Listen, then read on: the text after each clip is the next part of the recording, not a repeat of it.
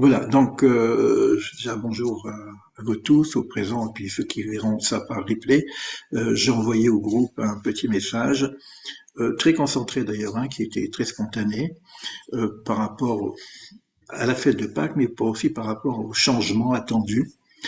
Donc ce que je vais faire, c'est que je l'ai mis devant vous, je vais le relire, parce que c'est un peu concentré, et je vais donner quelques explications sur ce texte. Puis on verra un petit peu en fonction des questions qui se poseront à nous, s'il faut refaire une nouvelle réunion ou partager ce soir les échanges concernant le passage, concernant le changement, euh, concernant la situation actuellement dans le monde. Il y a vraiment beaucoup de choses. Donc c'est un petit message bon, qui est vraiment entre nous, c'est-à-dire dans le groupe dans lequel nous travaillons. C'est pas un message pour faire le point, c'est juste une parenthèse, mes parents comme ça, thèse, hein, thèse du parent un petit peu, puisque j'ai été parent pendant un certain nombre d'années, par rapport à des élèves qui viennent étudier. Ce que je ressens, et je le dis sans savoir pourquoi, c'est un besoin de m'exprimer ou de dire avant de prendre une décision. Je sens qu'il y a une décision forte que je dois prendre, mais comme si j'étais encore redevable envers les personnes qui m'ont suivi, du moins ceux qui me suivent depuis un certain nombre d'années.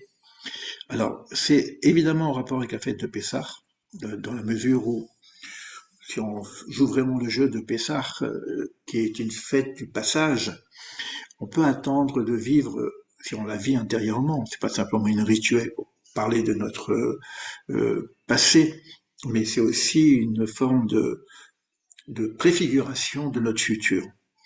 Alors, on peut parler d'un futur un peu comme la sortie d'Égypte, avec Machiach et tout, etc. Mais il peut y avoir aussi une forme de sortie d'Égypte personnelle et intérieure. Mais ça veut dire que on vit le Pessah dans notre actualité et dans notre devenir. Donc c'est une fête de délivrance. C'est une fête de renaissance, mais renaissance qui dit renaissance, c'est-à-dire qu'il y a quelque chose, une petite mort pour arriver à être quelqu'un de différent. Pessah veut dire lui-même P, la bouche, Sar, raconter. Donc Pessar vient nous raconter quelque chose. Et on voit qu'il y a beaucoup de questions. Mahanishtanna, là il a quelle différence entre cette nuit et l'autre nuit. Je ne vais pas faire l'explication de Pessar parce que vous avez je ne sais pas combien de vidéos sur Pessar, pas simplement les miennes, mais donc sur Internet. Mais quoi qu'il en sait, on sait qu'on doit et on est là pour apprendre quelque chose. Alors évidemment, on va nous apprendre le passé, mais moi j'ai le sentiment qu'on doit aussi apprendre notre futur en devenir. Alors, je passe un petit peu sur toutes les explications qu'on peut dire, mais en même temps, puisque c'est une fête de passage, si je suis pessimiste, je dirais que c'est une fête de trop. Je me rappelle que l'année dernière, d'ailleurs, je disais, et si c'était le dernier Pessah? Pourquoi je dis ça? Parce que de notre tradition, on dit que lorsque les événements de Pessah vont vraiment se réaliser, c'est-à-dire, ça parle de la libération, ça parle de la sortie d'Égypte, donc de notre exil. Lorsqu'on sortira d'exil, vraiment, mamache, on n'aura plus besoin de faire Pessah comme nous le faisons. On en parlera, mais plus de la même façon. Éventuellement, on parlera de la dernière sortie d'Égypte. Donc ça, c'est les commentaires classiques, hein. On pourrait parler de si on est sorti de la Shoah, mais on est loin d'être sorti de la Shoah. Est-ce qu'on est sorti du 7 octobre? On est loin d'être sorti du 7 octobre. Il y a encore aujourd'hui des choses incroyables qui se passent. Je ne parle pas que des otages, évidemment, le pire c'est les otages. Mais bon, quoi qu'il en soit, on voit bien que c'est une fête qui annonce une délivrance passée, qui serait peut-être pas complètement réalisée, et qui vient nous indiquer, donner des indicateurs pour la prochaine délivrance on attend. Donc, quand je dis c'est une fête de trop, c'est-à-dire que je dois réfléchir sur en quoi, individuellement, mais collectivement aussi, nous avons été délivrés. Délivrés de quoi? Est-ce qu'on peut dire aujourd'hui qu'on est délivré du 7 octobre? Jusqu'où va durer cette histoire? Est-ce qu'elle va s'arrêter quelque part? Quel changement avons-nous apporté à notre vie? Qu'avons-nous appris? Ce que je veux dire par là, je lis mon texte, hein, si on est là à continuer à fêter cette fête, qui est une fête de passage, avec les mêmes explications que les années précédentes. Et je suis désolé, moi, j'ai évité de faire des cours sur Pessah parce que j'ai pas envie de redire ce que j'ai déjà dit 1000 fois. Vous avez, je sais pas combien de vidéos dans ma chaîne. Et pas que sur Pessah, et la suite de Pessah, c'est-à-dire l'Omer, dont je vais parler tout à l'heure. Et cette année, malgré les signes qu'on a eus, malgré les cris qu'on a pu entendre, et sachez que la sortie d'Égypte vient après le cri des enfants d'Israël. Dieu entend les cris. Mais est-ce que c'est vrai qu'on a entendu les cris? C'est vrai qu'on a été bouleversés, tous bouleversés.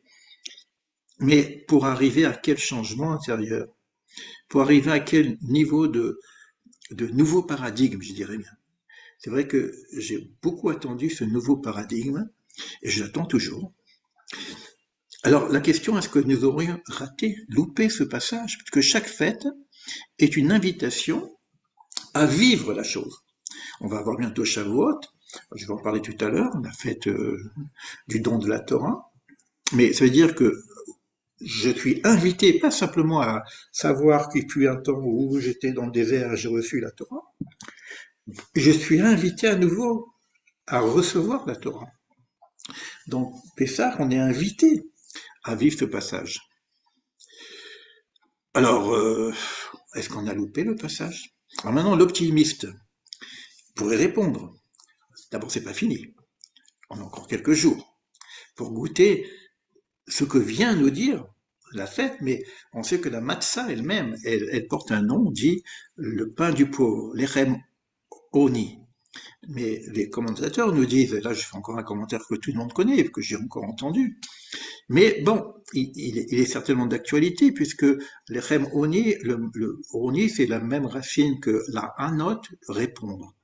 C'est-à-dire, c'est le pain de la réponse, c'est le pain de la délivrance, mais en même temps, c'est une réponse qu'on doit avoir par rapport à ce qui s'est passé, donner du sens. Moi, je disais que souvent, le Pessah, c'est un peu pour moi la logothérapie du peuple d'Israël. Parce qu'on sort de l'oppression, on sort de l'esclavage, et puis on est libéré. C'est un petit peu tout le travail de logothérapie qu'on pourrait faire pour celui qui cherche un sens à sa vie. Maintenant, c'est pas simple, c'est pas que c'est fini à la fin des 7 jours. Vous savez que chaque fête a ce qu'on appelle une clôture. Donc, quelle est la clôture de Pessah? On pourrait croire que la clôture de Pessah, c'est au moment où on mange du pain. Nos sages nous disent que non, que la clôture de Pessah, c'est au bout de 49 jours, après le premier jour. C'est-à-dire qu'on va compter 49 jours, qu'on appelle l'Omer. Là, j'ai mis ça 47, il nous reste encore 47 jours, donc vous savez maintenant quel jour on est. Pourquoi? Parce que ces jours vont correspondre à une préparation à la révélation du véritable contenu spirituel qui est à Pessah, c'est-à-dire à travers le système de ce qu'on appelle un Nagat Hashem, la conduite divine dans ce monde, et cette partie une partie qui nous est donnée à gérer, qu'on appelle aussi dans l'arbre de vie les séphiroth, et la partie inférieure avec les 7 séphiroth inférieures qui commencent par Chesed, Gvura, Pré, etc. Donc, on aurait 7 semaines de travail séphirotique, 7 semaines qui correspondent à des niveaux de délivrance différents, d'un travail spécifique. Il y a beaucoup de livres qui sont écrits là-dessus, et moi j'ai fait, il y a 2-3 ans, mais il y en a encore, tout un enseignement sur l'Omer, et voir un travail sur moi-même, pour chaque séphira, un travail sur moi vis-à-vis de l'autre, et un travail sur moi vis-à-vis de la transcendance ou de Dieu. En tout cas, c'est classique. Donc on a encore 7 semaines pour arriver à la fête dite des semaines, Shavuot, ça veut dire les semaines, qui serait donc le jour de clôture de cette fête de délivrance. Donc, on peut être pessimiste ou on peut être aussi optimiste. On dit peut-être qu'il va se passer quelque chose. C'est-à-dire que cette Torah qu'on a reçue au mont Sinaï, peut-être qu'elle va être révélée à son véritable niveau, parce que vous savez que la Torah n'a pas été révélée à son véritable niveau après la faute du veau d'or. Il faut connaître un peu l'histoire, hein, c'est un peu compliqué, mais au niveau universel, pour moi, ça parle à tout le monde. Hein. C'est pas simplement une histoire de peuple juif ou de religion. C'est un processus. C'est un processus de révélation. Et dans ce processus de révélation, il y a des questions qui se posent à nous. On a reçu cette Torah, mais est-ce qu'on l'a complètement reçue? De la même façon qu'on dit qu'on est sorti d'Égypte. On est sorti d'Égypte au niveau physique, mais est-ce qu'on est sorti d'Égypte au niveau spirituel? Ou est-ce qu'on n'est pas sorti avec l'Égypte à l'intérieur de nous-mêmes?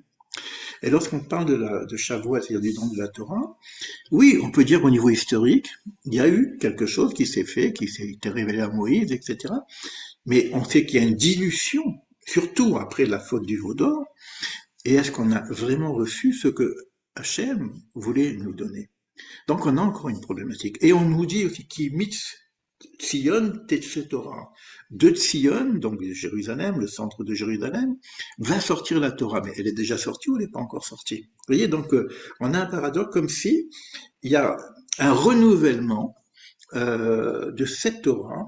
On parle de la Torah Aleph souvent, etc. Je ne veux pas rentrer dans le détail, mais quoi qu'il en soit, la clôture de cette fête de délivrance se fait à Shavuot, qu'on appelle la fête des semaines, le don de la Torah. Alors maintenant, par rapport à ça,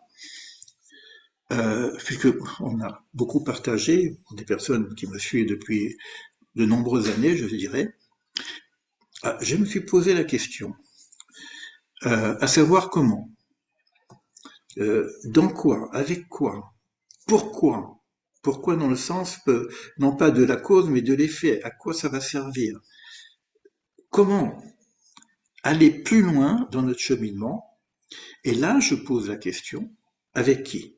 C'est-à-dire que je vais vous lire tout à l'heure un passage que j'appelle les passants. Quand j'ai écrit un livre, on ne sait pas qui lit le livre. Quand je fais une intervention ici, à la limite, je peux dire que je ne sais même pas qui m'écoute, à part les personnes qui viennent et qui écoutent en direct. Mais après, il va y avoir un certain nombre de visiteurs. Combien? C'est des passants, je ne sais pas. Alors, je vais pouvoir peut-être répondre à une question, avec qui je pourrais aller plus loin. Ça serait une des questions qu'on m'a posées d'ailleurs, et indirectement, vous allez comprendre où je veux en venir. Mais en même temps, que dire de plus que ce que j'ai déjà dit? Vous savez que cette phrase, tout ce que je sais, j'ai déjà dit, je n'ai rien ajouté, c'est une phrase qui, pour ceux qui connaissent mon histoire, qui ont lu mon livre, c'est une histoire qui m'a délivré personnellement d'un certain niveau d'Égypte. Alors, est-ce que je dois redire ce que j'ai dit? J'ai plus de 1000 vidéos, mais non, je suis en train de les enlever, hein, progressivement, mais il y a plus de 1000 vidéos, bon, ça a pris un certain nombre d'années, c'est juste, euh, mais à la limite aujourd'hui, si je reste dans le connu, j'ai pas grand-chose à ajouter. J'ai plutôt à effacer des choses qui sont peut-être plus d'actualité aujourd'hui. Et aujourd'hui même, j'écris ce texte que je vous présente ici, il y a ma petite voix qui vient de me dire idiot que tu es. C'est vrai, quelque part, j'ai dû faire des erreurs dans mon parcours, et j'entends cette petite voix, si tu as encore quelque chose à dire, tais-toi. Alors tais-toi, vous savez, cette notion de tais-toi, tais-toi, je l'ai écrit comme vous voyez ici, en grand peut-être, ici, tais-toi, bon, sois toi déjà. Et ça nous rappelle le l'erlecha, va vers toi, et en chemin, je te donnerai les indicateurs.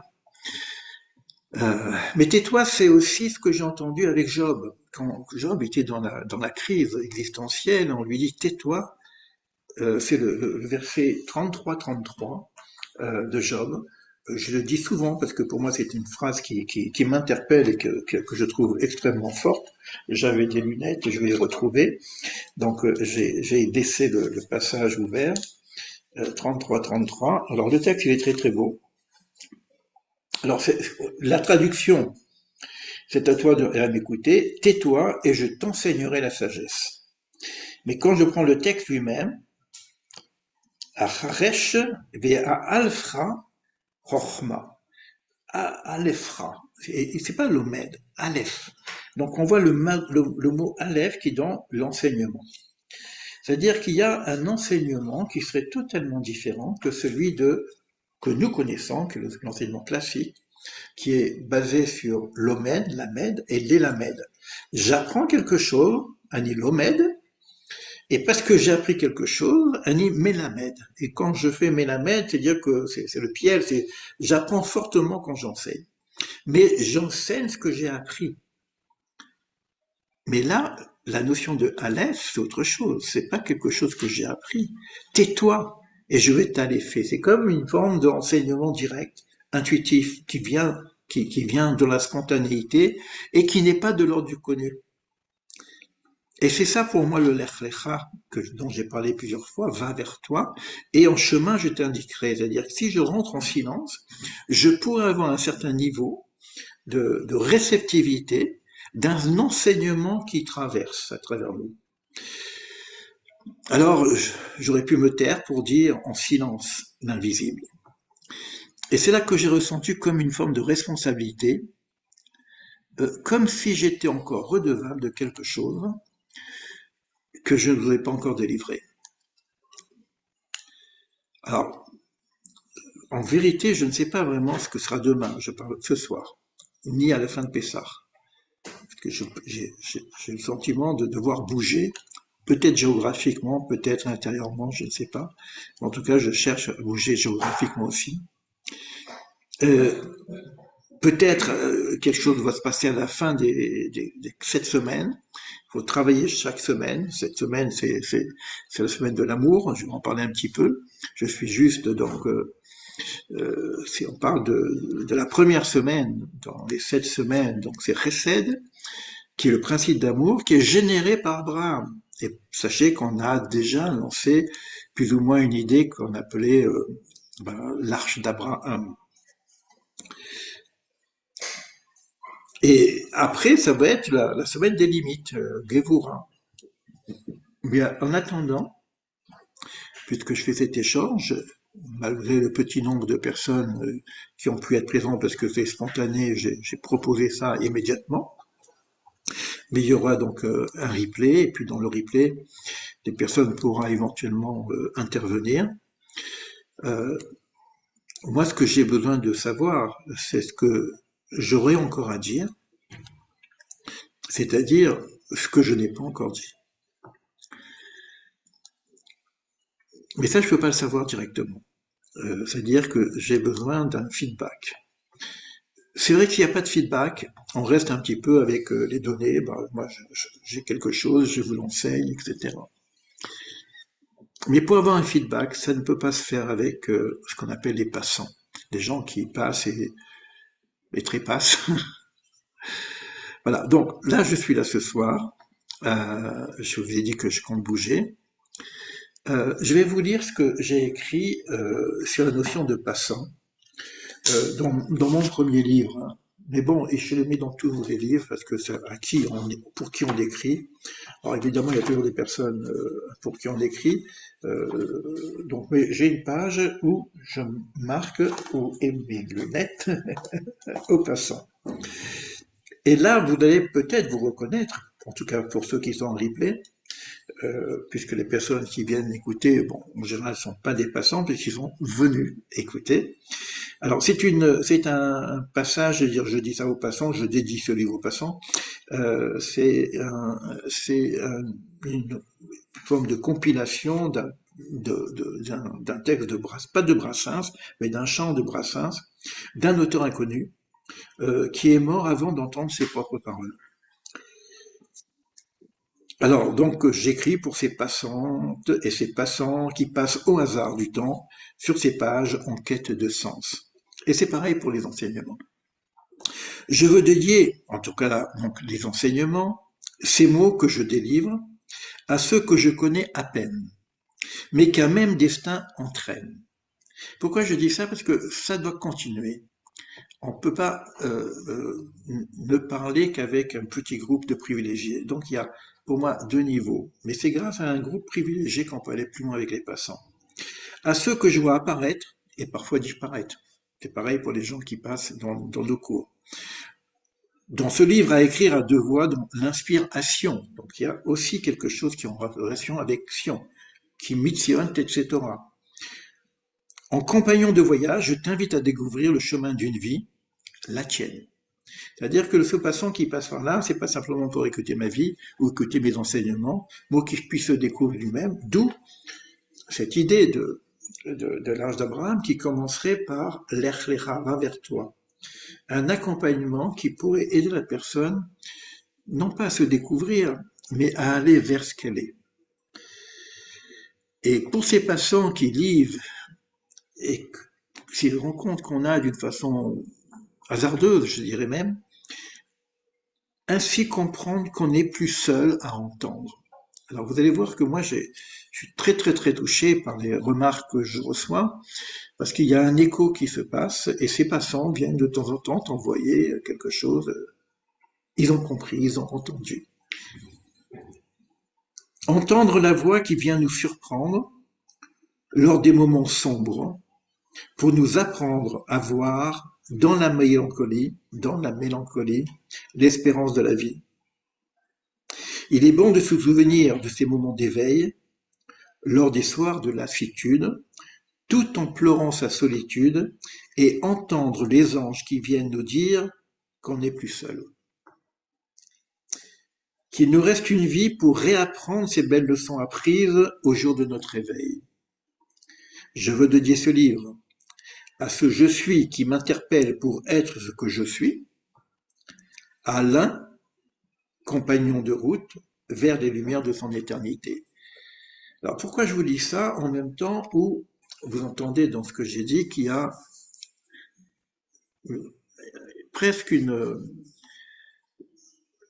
réflexion sur le changement et où je voudrais commencer à travailler avec un groupe qui ne soit pas que des passants. Alors, j'ai eu une question et j'y réponds tout de suite, et puis s'il y a d'autres questions, on échangera tout de suite entre nous. Euh, J'avais dit qu'il faudrait quelques prérequis. Alors, c'est vrai que quand on veut avoir un niveau supérieur, ben, les prérequis, c'est d'avoir au moins une connaissance de base sur ce que j'ai déjà enseigné. Mais là, j'ai envie de dire que le prérequis, et c'est peut-être pour ça que ce qui va se passer, ben, je sais pas, j'ai dit que je n'ai pas encore pris de décision, et je ne les prendrai pas tout de suite de toute façon, parce que moi-même, je dois vivre ce passage, ce l'Echlecha, mais le minimum de prérequis que je demanderai en tout cas, et je m'arrêterai sur ça, c'est de vous connaître. Je ne peux pas avancer à l'aveuglette dans des profondeurs de, c'est pas de la formation, c'est de la transformation. Donc, besoin de vous connaître, besoin de savoir pourquoi vous êtes là, ce que vous cherchez, et si ce que je vis, ce que je propose, les expériences que je compte partager, sont adaptées aux besoins des personnes avec qui je travaille. Alors, ça n'empêche pas que, pour ça j'ai dit les passants, que tout à chacun peut rester passant. Je continuerai à partager avec les passants, comme je l'ai fait avec des interviews, avec des cours comme ça. Euh, Si c'est possible, et si j'entends bien à l'intérieur de moi et à l'intérieur de ce que je vais traverser, cette possibilité d'aller plus loin, eh ben, on ira plus loin. Voilà pour, je vais arrêter le partage du truc, et puis, si vous voulez, bon, ça a été, si vous voulez, on peut avoir quelques échanges, on n'est pas très nombreux. Si vous avez quelques questions, je vous réponds, et puis on verra après le retour qu'on aura par rapport à à ce replay, et puis on verra, quoi. Alors, est-ce que vous avez quelques questions là-dessus? Alors, moi, j'ai pas une question, Oui, vas-y. j'aurais une remarque par rapport à ce que tu disais, ce que tu pourrais encore dire en tenant compte de ces 1001 vidéos que tu as déjà faites. En ce qui concerne pour moi, ton enseignement, il est vital. Il doit absolument continuer. Donc rien que pour ça, il faut continuer encore à en parler. à dire, à accompagner ces Passons passants du qui place. passent.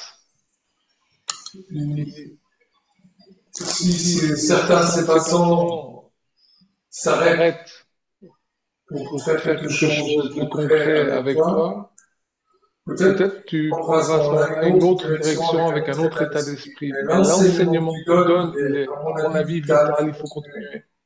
Et on Et en on a en a besoin besoin encore encore plus que plus que jamais jamais maintenant maintenant parce parce que, que, comme comme je je te te l'ai l'ai déjà déjà dit, dit, selon selon moi, moi, on on est est retourné en retourné en Égypte Égypte au au niveau niveau du matériel, matériel, au au niveau niveau spirituel, on spirituel, est on est encore encore plus plus en en Égypte Égypte qu'avant. qu'avant. Je te remercie, Yannick.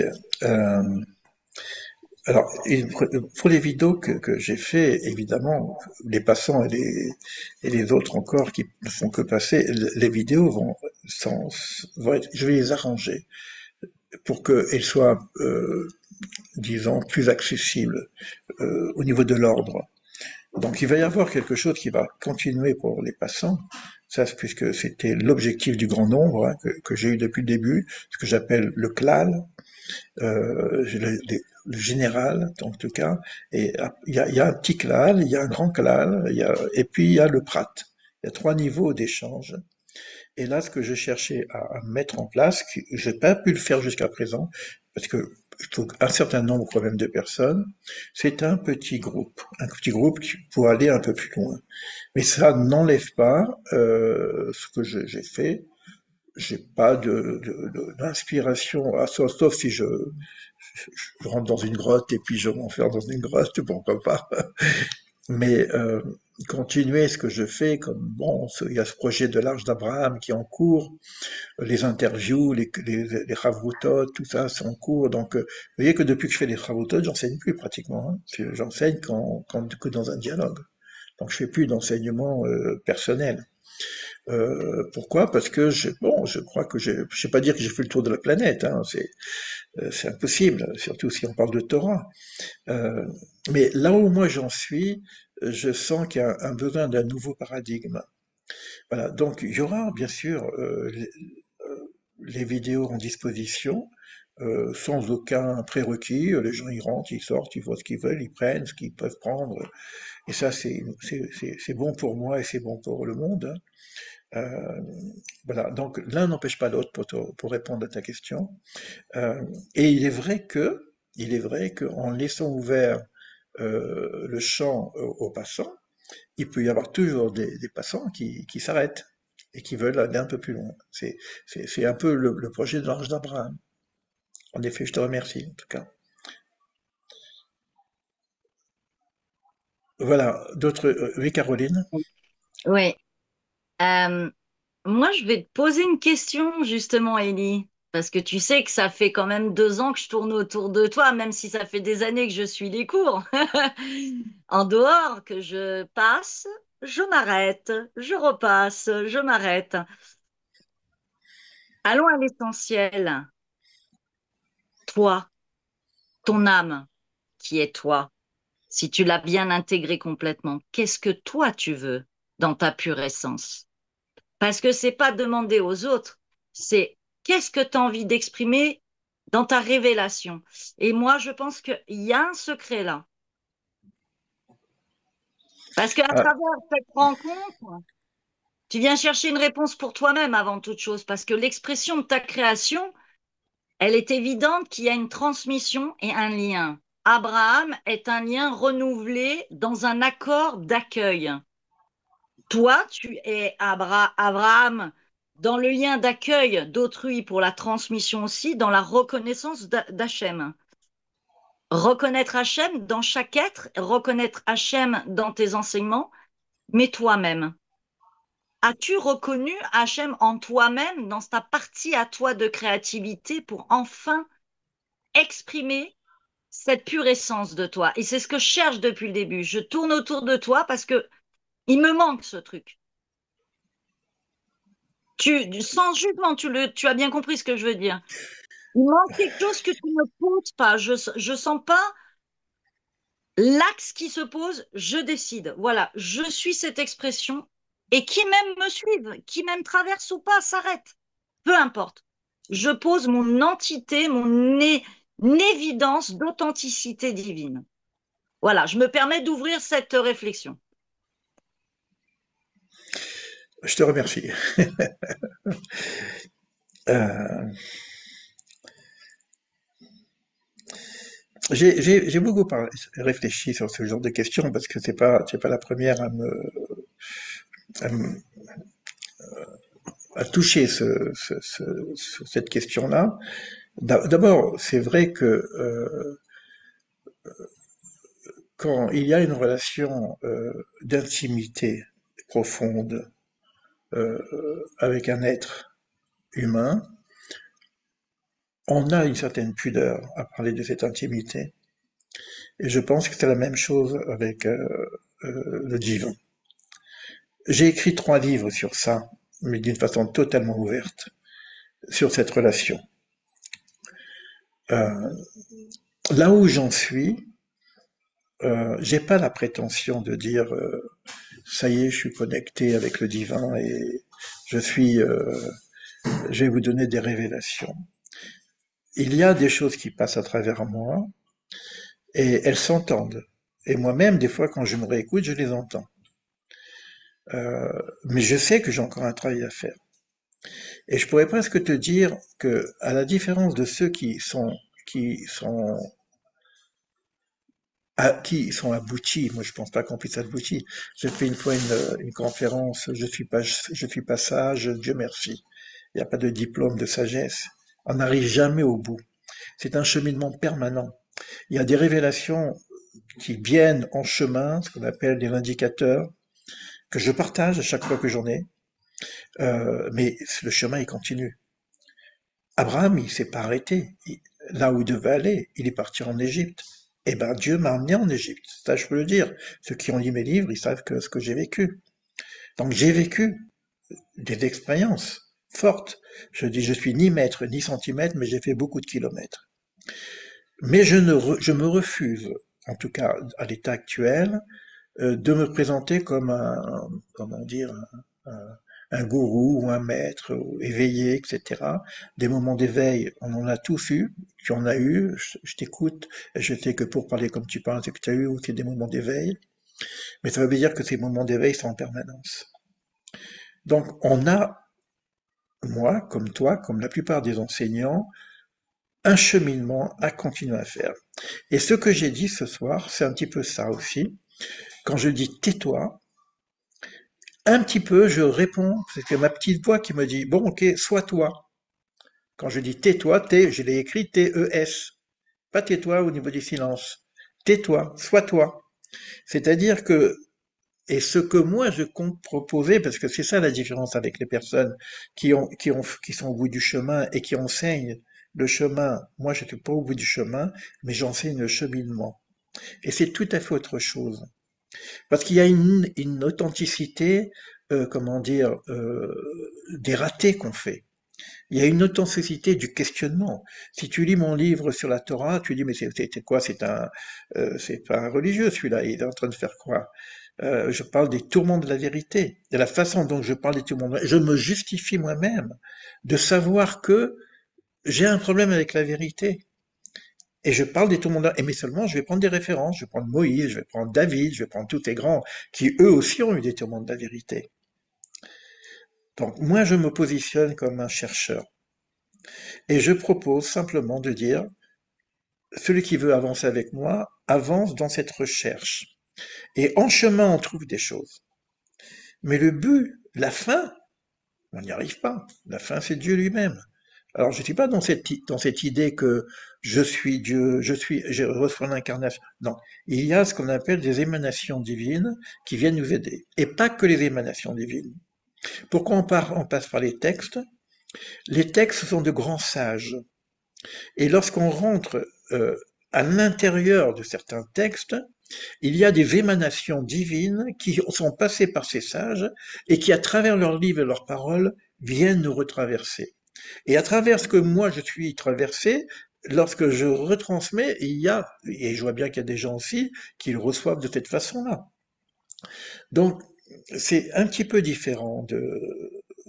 J'ai bien entendu ce que tu dis. Il y a des personnes qui me disent qui exactement la même chose, exactement la même chose. Moi, je sais que j'ai pas fini, et je suis heureux d'être pas avoir fini parce que quand c'est fini, c'est fini. Donc, j'ai encore du temps à passer dans cette quête, et donc je suis en quête encore. Et je suis en quête de devenir. C'est-à-dire que mon cheminement spirituel, euh, pour moi, j'ai pas le sentiment qu'on a une finalité. C'est-à-dire que définir, c'est finir. Oui. Pourquoi on ne donne pas de définition de Dieu? Que c'est une idolâtrie de parler de Dieu. Dès que je dis Dieu, c'est plus Dieu. Parce que le définir, c'est le finir. Or, il est indéfinissable. Alors, on va parler de quelque chose, on va parler du divin, de l'émanation divine, on va parler des rayons lumineux, etc. Alors, moi, je peux parler de ça, etc. Mais voilà, donc si j'arrive à recevoir un coup de, comment dire, de tonnerre sur la tête et que je deviens complètement éliminé, moi, je vous dis, arrêtez de me suivre. Voilà. C'est Mais en fait, Moïse lui-même, c'est quand il est en toi, Élie, que cheminement, il se je pose viens des chercher. questions. Mm. Oui, je t'écoute. Je disais, c'est toi que je viens chercher, c'est pas quelqu'un d'autre. J'ai C'est bien ce compris, j'ai qui bien compris. de la lumière dans ta traversée, dans ton passage, Oui, oui, que j'ai bien tu compris. es dans ce passage. Et J'ai bien compris. c'est ça. J'ai bien compris. J'ai bien compris. Et c'est pour ça que j'ai dit aussi avec qui. C'est-à-dire qu'à un moment donné, pour entrer dans l'intimité du cheminement spirituel, ça peut pas se faire en passant. Ça peut pas se faire en passant. Ça peut se faire qu'avec un petit groupe. Oh, Tous les, c'est un tous petit les, peu de façon, voilà, oui. voilà. À un moment donné, si vous regardez, moi, j'ai pas la prétention d'être un grand machin, etc. Mais Mais même ça, regardons, mais, on mais parle de même, vie pour l'étude, oui, c'est oui, pas oui, par oui. hasard. Non, non, mais à un moment donné, je pense que je peux continuer à faire pour les patients, etc. Mais si je veux aller là où tu m'invites, ça peut se faire qu'en petit groupe. Là, on parle vraiment d'initiation, on parle vraiment de choses, etc. Et on peut révéler des choses en petit groupe qui ont fait déjà un certain travail, mais déjà que je connais ces gens-là. C'est pour ça que si je me lance là-dedans, je commencerai par connaître les gens individuellement. En tout cas, ça fait partie c'est pas quelque chose où j'enseignerai à un petit groupe et puis bon, chacun prend donc j'aurai quand même une relation individuelle avec chaque personne pour savoir où il en est, ce qu'il fait, comment ça marche pour lui, quelles sont,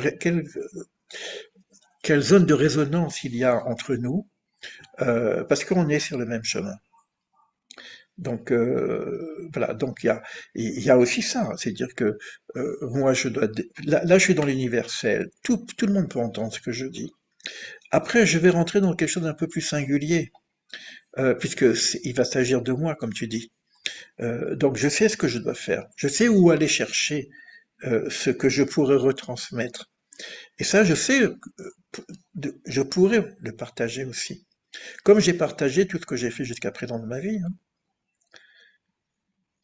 Mais j'entends, hein, Caroline, hein, parce que t'es pas la première à m'envoyer, je te dis pas les messages que j'ai reçus à ce niveau-là, etc. J'entends d'abord que je puisse intégrer ce que je suis, ou ce qu'on voit de moi que peut-être moi je vois pas. Déjà, ce que vient de dire Yalit, c'est énorme, ce que tu dis, c'est énorme, mais pourquoi pas? Moi, si c'est la voix qui m'indique la voix. Donc voilà. Donc je sais pas si j'ai vraiment répondu, mais Je veux juste te dire, ose être.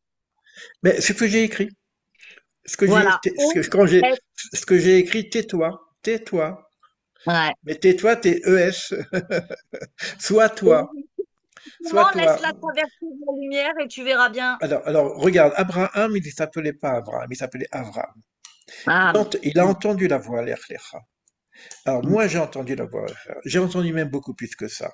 Et je me suis dit, comment c'est possible que je puisse aller là où on me propose d'aller?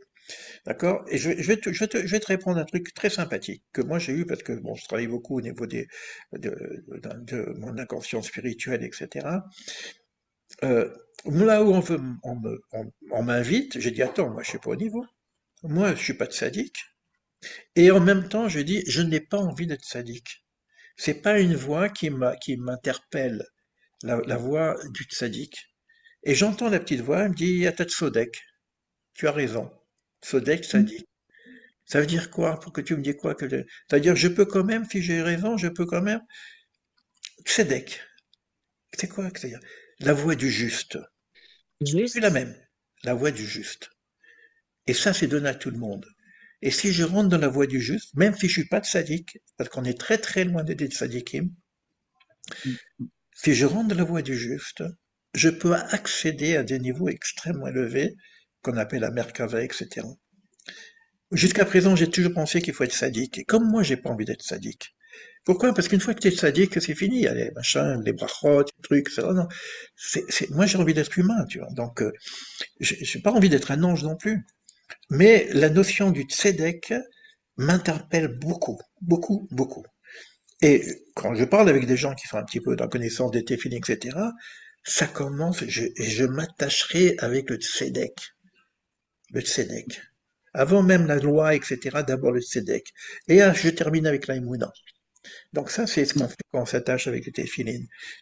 Et donc, moi, si je propose une voie, qu'une voie que chacun doit trouver à l'intérieur de lui-même, c'est la voie du juste. Et non pas la voie du tzaddik, qui est une voie très très très belle pour les religieux, etc., et qui va aller très très loin au niveau de... Mais à l'avantage de la voie du tzedek, du juste, elle est donnée à tout à chacun, en dehors de toute forme de religion. Et ça m'interpelle. Ça Moi, m'interpelle. c'est ce que je raisonne en tout cas, hein. C'est Comment? comme une flèche du tzaddik, tzadek. C'est Ouais, la flèche, le chemin, une percée. Voilà. exactement, exactement, Mm. Merci exactement. beaucoup.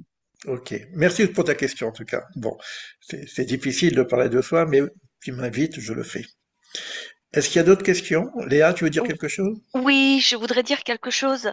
Euh, euh, En ce qui me concerne, pour moi, il va de soi.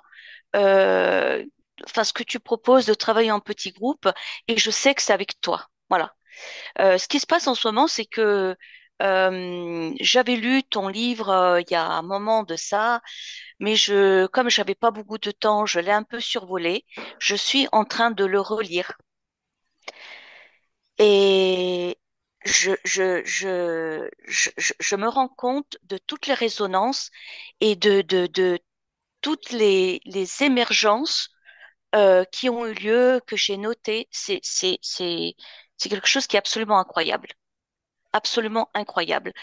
Euh, et donc moi, j'attends vraiment impatiemment de pouvoir vraiment travailler, qu'on puisse travailler ensemble en petits groupes. Et je trouve ça très finalement, quand tu dis si on travaille en petit groupe, tu as besoin de nous connaître chacun, ce qui est tout à fait, enfin, voilà, cohérent.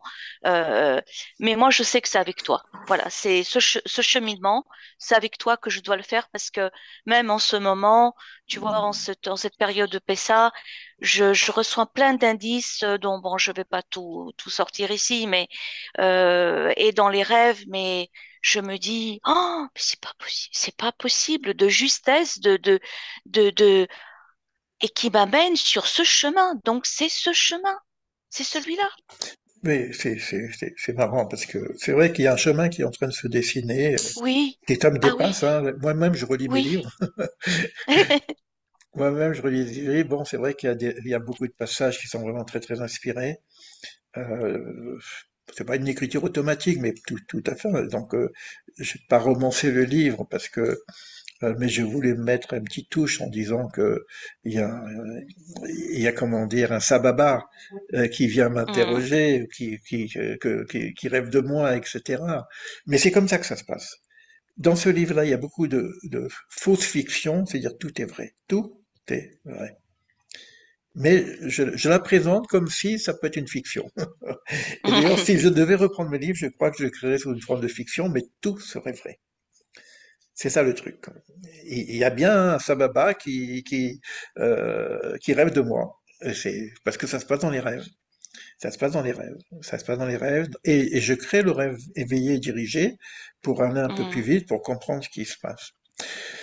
Bon, quoi qu'il en soit, merci de votre présence. Je pense qu'il y aura d'autres questions qui vont venir. On a encore un cheminement, comme je dis, de Matza, qui va nous donner peut-être des réponses. Il y a encore un cheminement un peu plus que la Matza, parce que c'est l'Homère. Il y a beaucoup, beaucoup de vidéos sur l'Homère. Chaque semaine, c'est une semaine spécifique. Il y a déjà les vidéos qui existent, je vais pas les reprendre. Je sens que c'est quelque chose de... J'attends quelque chose. Ça répondrait peut-être à Caroline aussi. Euh, Jusqu'à ce que tu ne saches pas, pour moi, c'est une force que j'ai vécue à Purim. Quand on me dit jusqu'à ce que tu ne saches pas, c'est-à-dire que je dois dépasser ce savoir que j'ai accumulé pendant des années, pour arriver à quelque chose qui est de l'ordre d'une transcendance du savoir.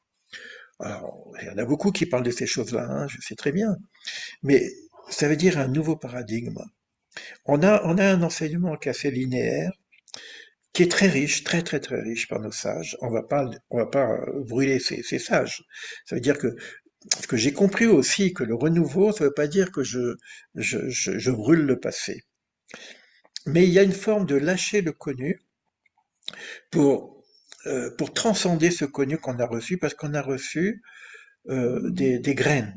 Voilà, on a reçu des graines. Mais quand vous voyez une graine, vous voyez pas la fleur, c'est-à-dire ou l'arbre. Alors, le nouveau paradigme, c'est-à-dire je vais pas jeter les graines, au contraire, je vais les arroser, mais je vais voir qu'est-ce qu'il y a lorsque la graine va éclore. Et c'est ça que j'attends.